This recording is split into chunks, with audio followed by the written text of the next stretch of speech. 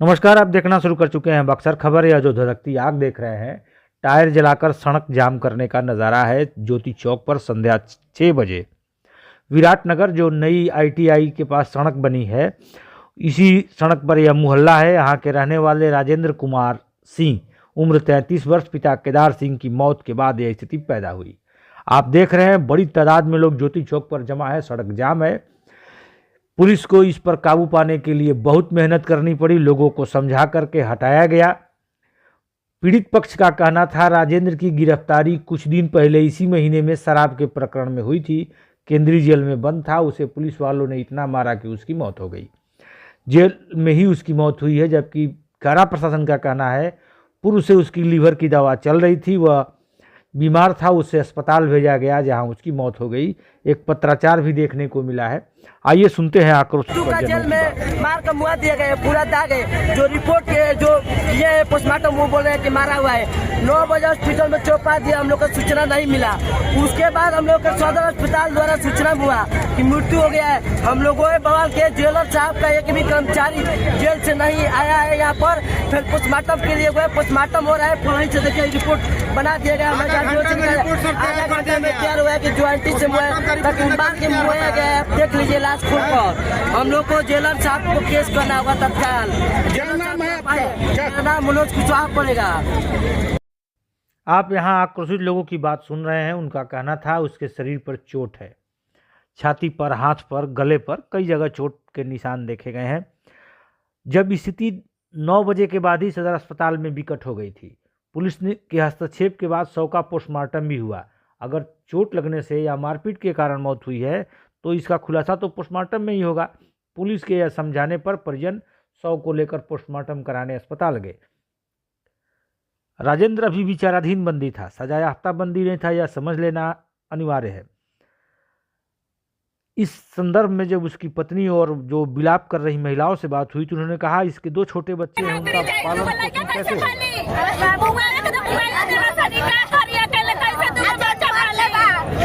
अपने आप तो गोली मारना था, हम ओकरा गोली मार के मुआई तब हमरा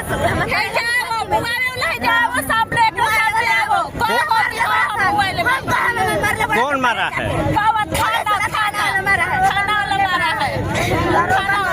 जेल में बंद है।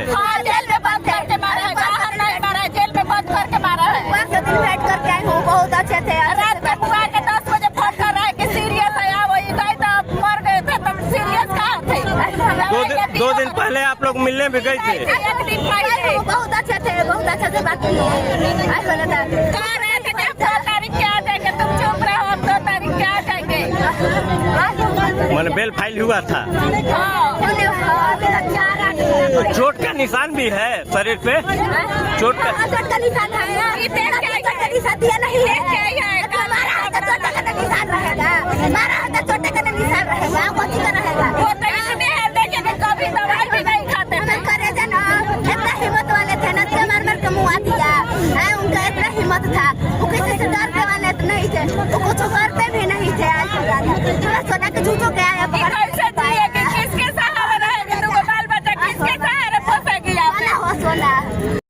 यह राजेंद्र की बेवा पत्नी है।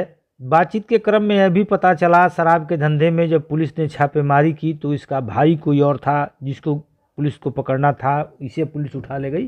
तरह तरह की बातें आ रही थीं। शाम 6 बजे यह सड़क जाम शुरू हुआ। जब पोस्टमार्टम के बाद परिजनों को शव मिला तो वे शव लेकर सीधे ज्योति चौक आ गए और सड़क को जाम कर दिया। स्थिति जब फिर विकट हुई तो सदर एसडीपीओ गौरव पांडे, एसडीओ अविनाश कुमार मौके पर पहुंचे। आक्रोशित लोगों को समझाया आपकी क्या डिमांड है। उन्होंने कहा हम चाहते हैं जेल के पदाधिकारियों पर मुकदमा दर्ज किया जाए। सूचना के अनुसार प्रशासन ने इनकी एफआईआर भी दर्ज कर ली है। फिलहाल हम अधिकारियों की बात सुनते हैं। जरूर उसको कराएंगे ताकि मामले में पारदर्शिता बनी रहे।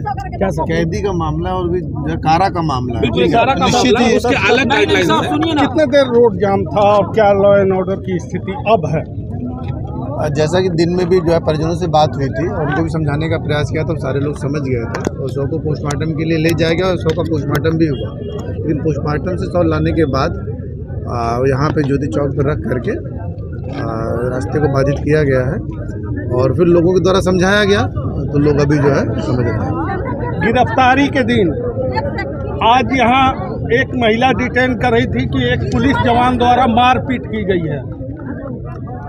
देखिए इस चीज़ को अभी नहीं कह सकते क्योंकि बिना जांच के नहीं बताया जा सकता, क्योंकि इनको 12 फरवरी को ही एक केस में जेल भेजा गया था, तब से वो जेल में ही थे और 12 फरवरी के बाद आज लगभग जो है कह सकते हैं 17-18 दिन हुए हैं।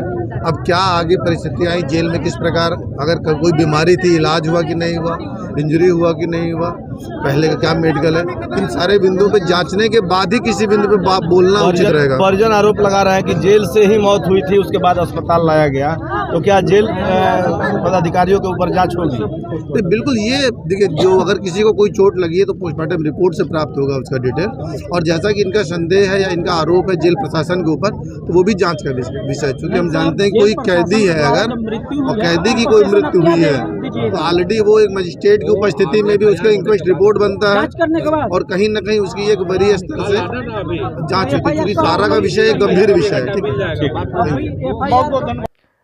एसडीओ अविनाश कुमार, डीएसपी गौरव पांडे के आश्वासन के बाद रात 8:30 बजे जाम समाप्त हुआ। 2.5 घंटे तक आवागमन बाधित रहा। यहाँ आप देख रहे हैं हाथ में लोग कुछ पर्चे लहरा रहे हैं। यह पोस्टमार्टम रिपोर्ट है जिसमें यह बात कही गई है कि उसकी मौत बीमारी से हुई है। हालांकि पोस्टमार्टम रिपोर्ट किसी के हाथ में तुरंत आती नहीं है, लेकिन वैसा वे लोग दावा कर रहे थे। फिलहाल प्रशासन ने लोगों को आश्वस्त किया। वे तो मुआवजा और नौकरी की मांग भी कर रहे थे, लेकिन फिलहाल जेल अधीक्षक और जेलर 2 लोगों के विरुद्ध एफआईआर दर्ज करने की बात उन्होंने कही। प्रशासन ने उसे स्वीकार कर लिया। फिर यह जाम समाप्त हुआ। आगे जो अपडेट्स आएंगे हम आपको अवगत कराएंगे। मिलते हैं किसी अन्य खबर के साथ, तब तक के लिए धन्यवाद।